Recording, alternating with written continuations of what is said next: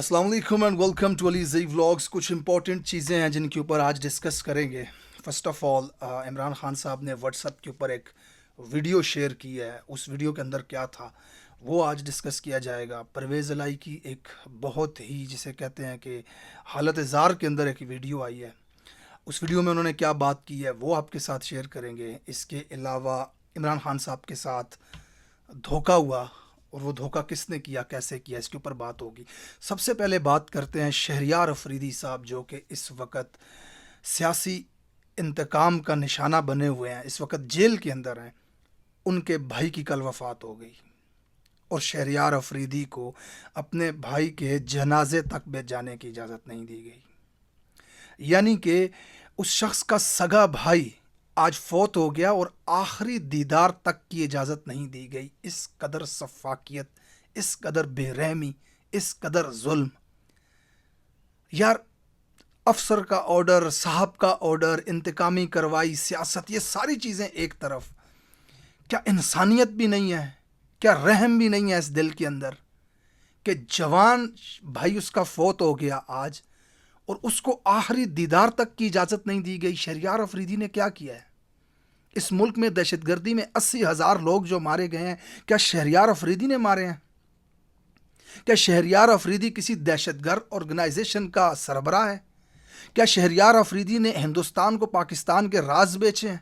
क्या शहरियार अफरीदी ने atom bomb का सौदा कर दिया है किसी के साथ? क्या शहरियार अफरीदी रॉ का एजेंट है? कौन सा उसका ऐसा जुर्म है? क्या उसने कत्ल किया है कहीं पे? सियासी मुकदमा उसके ऊपर बना हुआ है, सियासी इंतकाम का निशाना बनाया जा रहा है उसको, और सिर्फ इस वजह से आपने इतना बड़ा जुल्म कर दिया कि क्या वो शख्स पूरी जिंदगी इस दुख को, इस दर्द को भूल पाएगा? क्या आपकी इस जुल्म को, रियासत की तरफ से किए गए इस जबर को अपनी पूरी बाकिया जिंदगी के अंदर वो भुला पाएगा कि वो अपने भाई की मैयत का दीदार तक ना कर सका? आज मुझे इमरान रियाज की वो बात याद आती है कि रियासत मुखालिफ कोई नहीं होता, रियासत मुखालिफ बनाया जाता है। रियासत के ख़िलाफ़ कोई भी नहीं होता। माँ के पेट से कोई रियासत के ख़िलाफ़ जन्म लेकर के नहीं आता, उसे बनाया जाता है। उसके साथ रियासत की तरफ से रवैया ऐसा रखा जाता है। रियासत माँ होती है और इस माँ ने अपने कैद बच्चे को उसके भाई के जनाजे के ऊपर जा कर के उसकी मैयत का आखिरी दीदार तक करने की इजाज़त, हथकड़ी लगा कर ले जाते 4 बंदे पकड़ करके। यार, देख लेता वो अपने भाई की मैयत को। खुदा से भी डर नहीं लगता। ताकत के नशे में इतने बदमस्त हो चुके हो कि तुम्हें लगता है कि बस हम ही हैं इस ज़मीन के ऊपर। और कुछ लोगों से, दुनिया की तारीख से कुछ सीखो यार। तुमसे बड़े बड़े आए हैं जो मिट्टी के अंदर पड़े हुए हैं। वो जो कहता था मैं तुम्हें वहां से मारूंगा जहां से तुम्हें पता भी नहीं चलेगा, ताबूत में बंद होकर के आया, जनाजे में शिरकत के लिए भी कोई तैयार नहीं था। एक कमरे के अंदर सलामी दी गई उसे। आज फ्रांस के दरवाजे के आगे सीढ़ियों पे बैठे हुए शख्स को मुंह पे 5,000 गालियां दे रहे हैं लोग। वो इबरत ही ले लो यार उनसे कि इतना जुल्म, इतनी ज्यादती। अल्लाह ताला ये जो मुसल्लत गासिब इस मुल्क के ऊपर बैठे हुए हैं, इनसे हमारी जान छुड़ाए। अच्छा, शहरियार अफरीदी के भाई के जनाजे पर उसे तो नहीं आने दिया, अलबत्ता उसके भाई के जनाजे पे जाकर के छापा मार दिया और वहां जाकर के उसके कज़न को गिरफ्तार कर लिया। और उसके पीछे बेचारा कोई थाने में आया, कोई दूसरा कज़न या मुलाजिम गालबन या कोई भी शख्स था जो उसके पीछे आया थाने में, उसे भी पकड़ के अंदर कर दिया। मतलब यार, यहाँ पे कोई कानून नहीं है, कोई रूल ऑफ लॉ नहीं है। जिसकी लाठी उसकी भैंस। अगर कोई ताकतवर है तो आपके घर में घुस के आपको घसीटे, आपकी माँ को घसीटे, आपकी बहन को घसीटे, कुछ नहीं कर सकते आप उसका। नंगा नाच रही है ताकत इस वक्त मुल्क के अंदर, खुदा की कसम नंगा बरहाना नाच कर रही है। और मुझे हज़रत अली का वो कौल याद आता है कि जुल्म जब हद से बढ़ता है तो टूट जाता है। पाकिस्तानियों, याद रखना, जिंदगी रहे ना रहे, इन्हीं आंखों से आप देखोगे इस जुल्म को टूटता हुआ, और इंशाअल्लाह ये जुल्म टूटेगा। ये अब हदें पार कर रहा है ये जुल्म। चौधरी परवेज़ इलाही की आज वीडियो आई है।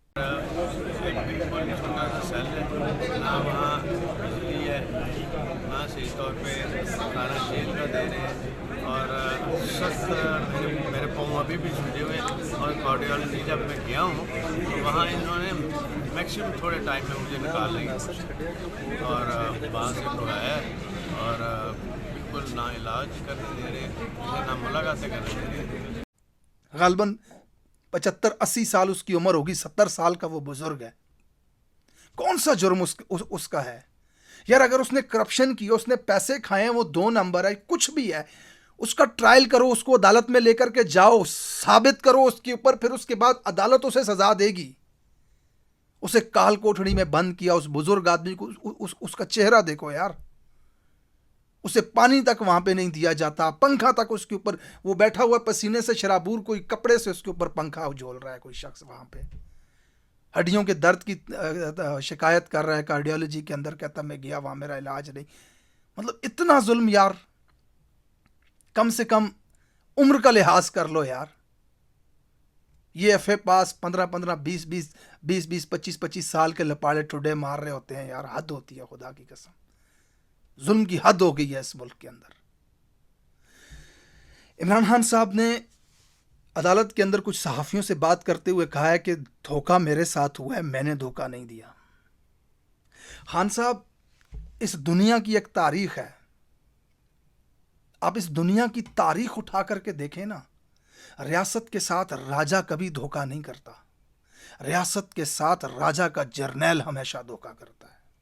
आप तारीख में हजारों किस्से उठा करके देखें, मीर जाफर है, मीर सादिक है, कोई भी है, कहानियां देखें, फिल्में देखें, राइटर भी इस चीज को नहीं लिख सकता, कोई कहानी और फिल्म भी इस बेस के ऊपर नहीं चल सकती कि रियासत के साथ राजा ने धोखा कर दिया, क्योंकि राजा की रियासत औलाद की तरह होती है, धोखा राजा का जर्नैल हमेशा करता है। तो ये हम जानते हैं कि आपके साथ धोखा किसने किया है। जो रियासत का राजा होता है, जो उसका सरबराह होता है, वो अवाम में से आता है, जमहूरी निज़ाम के अंदर उसे अवाम लेके आती है, उसे फिर अवाम के बीच में जाना होता है, उसने फैसले भी अवाम के ही हक के करने होते हैं। अगर वो करप्ट भी है, चोर भी है, लेकिन कहीं ना कहीं उसे ये ज़रूर ख्याल आएगा कि मुझे दोबारा अवाम के पास जाना है। उसने चोरी भी बड़े टेक्निकल तरीके से करनी है, सरेआम जुल्म और तशद्दुद और इस तरह का फैसला वो कभी नहीं करेगा, वो स्टेटमैन होता है।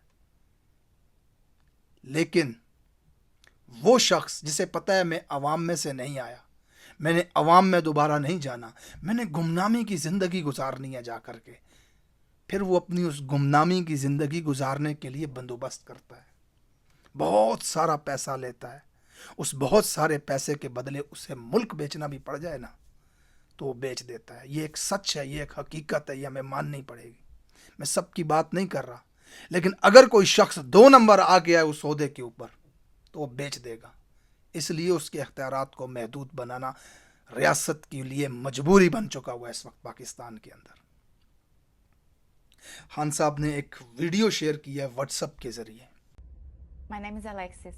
Alexis, please leave my lecture room. I don't want to see you at one of my lectures ever again.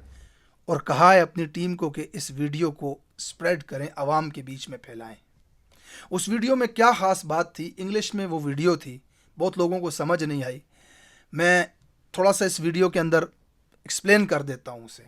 एक टीचर क्लास के अंदर आता है, ये वीडियो वो है जो इमरान खान चाहते हैं कि सब पाकिस्तानी देखें, तो मैं आसान अल्फाज में उसका मैसेज आप तक पहुंचा देता हूं। एक टीचर क्लास में आता है, सब स्टूडेंट्स बैठे होते हैं, एक ब्लू जैकेट में लड़की बैठी होती है, वो उसे कहता है एक्सक्यूज़ मी ब्लू जैकेट, क्या नाम है तुम्हारा? वो कहती है अलेक्सिस। तो टीचर उसे कहता है अलेक्सिस मेरी क्लास से बाहर चले जाओ और आइंदा मेरे किसी लेक्चर में मत आना। वो बेचारी हैरान हो जाती है कि बगैर किसी गलती, बगैर किसी कसूर के, बगैर कुछ बताए पूरी क्लास हैरान है। वो सवाल पूछती है तो उसे टीचर कहता है मैं दोबारा नहीं कहूँगा, प्लीज़ गेट आउट, मेरी क्लास से निकल जाओ। वो बेचारी अपना बैग उठाती है, क्लास से चली जाती है। और उसके बाद टीचर जो बातें करता है अपने क्लास के बाकी स्टूडेंट्स के साथ, वो सुनने वाली थी उस वीडियो के अंदर। वो उन सब से पूछता है कि कवानीन क्यों बनाए जाते हैं, तो वो स्टूडेंट्स मुख्तलिफ राय देते हैं, सिविल राइट्स के लिए, अवाम के हकूक़ के लिए, जस्टिस के लिए। तो वो कहता है कि क्या आपको लगता है कि मैंने जो इस स्टूडेंट के साथ अभी किया वो ठीक किया या गलत किया? آپ کو لگتا ہے میں نے غلط کیا؟ تو سب اسٹوڈنٹ سر ہلاتے ہیں کہ ہاں جی آپ نے غلط کیا. پھر وہ سوال پوچھتا ہے کہ آپ میں سے کسی نے احتجاج کیوں نہیں کیا؟ تو سب حیران ہو جاتے ہیں. وہ کہتا ہے کہ آپ نے اس لیے احتجاج نہیں کیا کیونکہ اس کے باہر جانے سے آپ کو فرق نہیں پڑا. لیکن یقین جانیے کل آپ کے ساتھ بھی ایسا ہوگا اور دوسرا شخص بھی یہی سوچے گا کہ مجھے فرق نہیں پڑا. ایک سوسائٹی، ایک معاشرہ اسی وجہ سے بنتا ہے کہ ہم ایک ساتھ رہتے ہیں، آپس میں پڑوس میں ہم رہتے ہیں، ہمارا ایک دوسرے کے اوپر حق ہے. جب کسی ایک کے ساتھ زیادتی ہو رہی ہو تو دوسرے کا اس کے حق میں آواز اٹھانا اتنا ہی ضروری ہے جتنا وہ اپنے حق کے لیے آواز اٹھانا چاہتا ہے. اسی طرح معاشرہ چلتا ہے کہ آپ دوسرے کے حق کے لیے آواز اٹھائیں گے تو کل جب آپ کے گھر میں آگ لگے گی تو دوسرا آپ کے لیے آواز اٹھائے گا.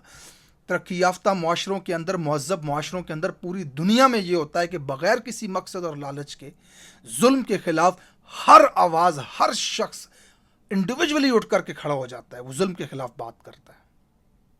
خان صاحب کا ایک بہت اچھا میسج تھا. اب میں اپنی طرف سے خان صاحب کے لیے بھی ایک پیغام دینا چاہتا ہوں.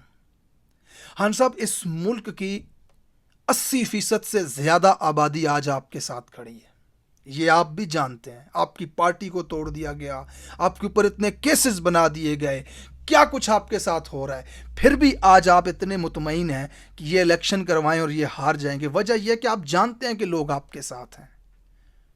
لیکن پھر اتنے بڑے ظلم، اتنی بڑی فاشزم کے خلاف یہ لوگ باہر کیوں نہیں نکلتے؟ یہ میرا ایک سوال ہے. اس کی بہت ساری وجوہات ہیں، جن میں سے ایک بہت بڑی وجہ یہ ہے کہ ان لوگوں کو ڈرا دیا گیا ہے. یہ نہتے ہیں، ان کے پاس کچھ نہیں ہے، لیکن ان کے اوپر تشدد کر کے ان کو ڈرا دیا گیا ہے. ہر شخص کو اپنا گھر، اپنی عزت، اپنی جان، اپنی اولاد پیاری ہے، وہ ڈر گیا ہے.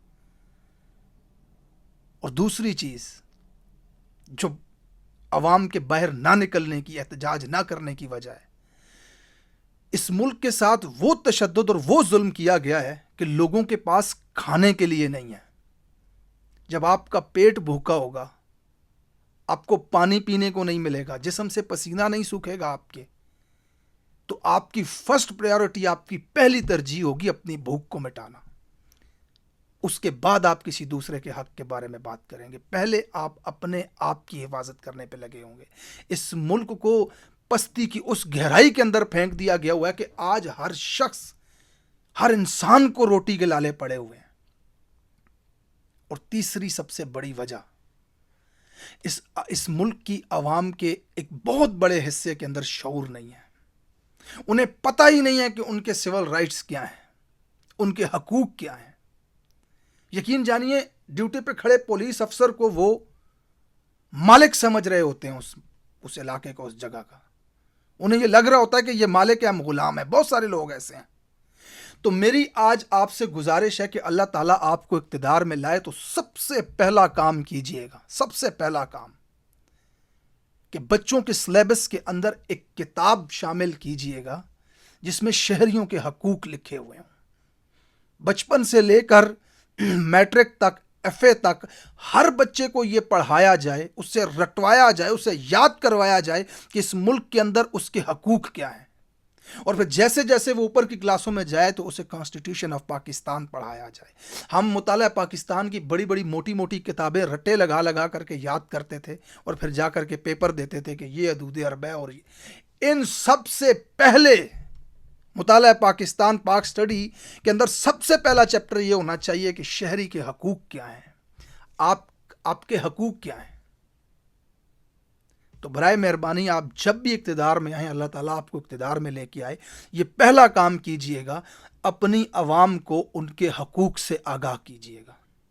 اتنا شعور کم سے کم ہر پاکستانی کا حق بنتا ہے.